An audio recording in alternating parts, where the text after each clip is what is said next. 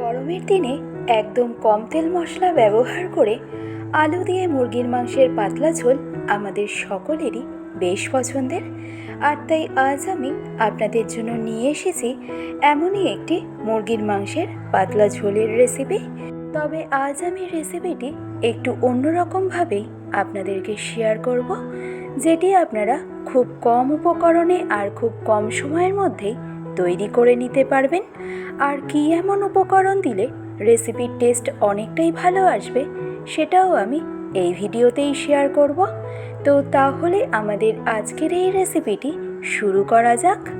আর আমি প্রিয়াঙ্কা আপনাদের সকলকে আমার চ্যানেল ডেলিশিয়াস রেসিপি বাংলাতে স্বাগত জানাই।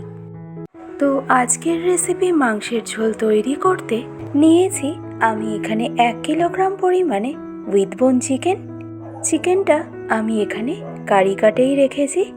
তো এবারেই চিকেনটা ম্যারিনেশন করতে আমাদের কি কি লাগছে সেটা দেখে নিন। তো সবার প্রথমে আমি অ্যাড করলাম স্বাদ অনুসারে রেগুলার সল্ট। নেক্সট অ্যাড করব 1.5 চা চামচ পরিমাণে ধনে পাউডার। নেক্সট রঙের জন্য অ্যাড করব 1 চা চামচ পরিমাণে হলুদ গুঁড়ো। ঝালের জন্য অ্যাড করব 2 চা চামচ পরিমাণে রেড চিলি পাউডার। তবে অবশ্যই এটা আপনারা যে যেমন ঝাল খেতে পছন্দ করেন সেই অনুযায়ী দেবেন। নেক্সট অ্যাড করলাম 1 চা চামচ পরিমাণে কাশ্মীরি রেড চিলি পাউডার, 3 চা চামচ পরিমাণে রসুন বাটা, আর তারই সাথে অ্যাড করব 1 চা চামচ পরিমাণে আদা বাটা। দিয়ে দিলাম 3টে মিডিয়াম সাইজের তেজপাতা, একটা দারচিনি স্টিক, দিচ্ছি 4টে ফাটিয়ে নেওয়া রেগুলার এলাচ। আর তারই সাথে অ্যাড করব 1 কিলোগ্রাম চিকেনের জন্য 150 গ্রাম পরিমাণে টমেটোর পেস্ট আর 250 গ্রাম পরিমাণে সরু ও পাতলা করে কেটে রাখা পেঁয়াজ। আর লাস্ট ইনগ্রেডিয়েন্ট হিসাবে অ্যাড করব 2 টেবিল চামচ পরিমাণে সর্ষের তেল। চিকেন ম্যারিনেশনে যদি সর্ষের তেলের ব্যবহার করা হয় তাহলে দেখবেন ম্যারিনেশনটা যেমন স্মুথ হয় তেমনই চিকেনের গায়ে মশলাটাও কিন্তু খুব সুন্দরভাবেই লেগে যায়। তো এবার এই সমস্ত উপকরণের সাথে চিকেনটা আমাদের খুব ভালো করে ম্যারিনেট করে নিতে হবে। আর ফাইনালি ম্যারিনেট করে নেওয়া হয়ে গেলে এই স্টেজে চিকেনটা আমাদের রেস্টিংয়ে রাখতে হবে কমপক্ষে আধা ঘন্টার মতন। এবার ফাইনালি আধা ঘন্টা পর মেন রান্নাটা শুরু করব। আর তার জন্য একটা কড়াইতে আমি দিয়ে দিলাম 100 মিলির মতন সর্ষের তেল।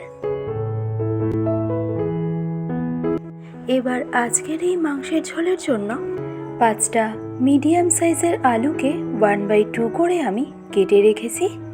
এবার কড়াইয়ের তেল খুব ভালো করে গরম হয়ে গেলে কেটে রাখা আলুগুলোকে একে একে দিয়ে দেব।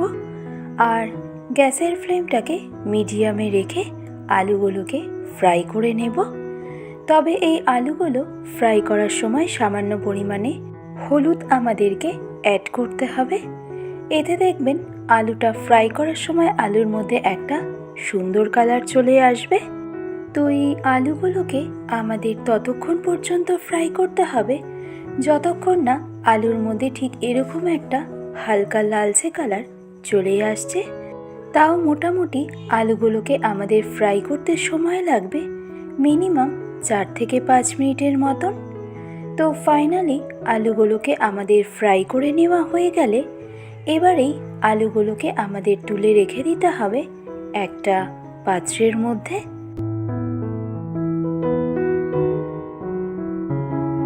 তো তাহলে মাংসের ঝোলের জন্য আলুগুলোকে আমাদের ফ্রাই করে নেওয়া হয়ে গেল। এবার আলুগুলো ফ্রাই করে নেওয়া হয়ে গেলে ওই একই তেলের মধ্যে ফোড়নের জন্য অ্যাড করলাম একটা দারচিনি আর 2টো রেগুলার এলাচ ও 1 চা চামচ পরিমাণে গোটা সাদা জিরে। এবার এই মশলাগুলো জাস্ট 10 সেকেন্ড সময় ধরে একটু কুক করে নেওয়ার পর মশলার থেকে যখনই একটা সুন্দর গন্ধ বেরোতে আরম্ভ করবে তখনই আমাদেরকে এই স্টেজে এসে অ্যাড করতে হবে আধা ঘন্টা আগে ম্যারিনেট করে রাখা চিকেন পিসেস। এবার এই স্টেজে গ্যাসের ফ্লেমটাকে আমাদের একদম মিডিয়াম টু হাইতে রেখে চিকেনটাকে আমাদের খুব ভালো করে কুক করে নিতে হবে। আর এই সময় চিকেনের মধ্যে কিন্তু কোনো রকম জলের ব্যবহার করব না। চিকেনটাকে যত ভালো করে কুক করা হবে ততই দেখবেন চিকেনের মধ্যে থেকে এর জলটা বেরোতে আরম্ভ করবে। তো ফাইনালি চিকেনটা খুব ভালো করে নেড়ে চেড়ে মিশিয়ে নেওয়া হয়ে গেলে এবার গ্যাসের ফ্লেমটাকে একদম মিডিয়ামে রেখে ঢাকনা চাপা দিয়ে এই স্টেজে চিকেনটাকে কুক করে নেব 10 মিনিটের মতন। এবার 10 মিনিট পর ঢাকনা খুলে এই পর্যায়ে দেখুন চিকেনের থেকে কিন্তু বেশ অনেকটাই জল রিলিজ করে দিয়েছে। আর যেহেতু আমরা চিকেনের মধ্যে টমেটোর পেস্টের ব্যবহার করেছিলাম তার জন্যও কিন্তু চিকেনের মধ্যে থেকে অনেকটাই জল বেরোবে।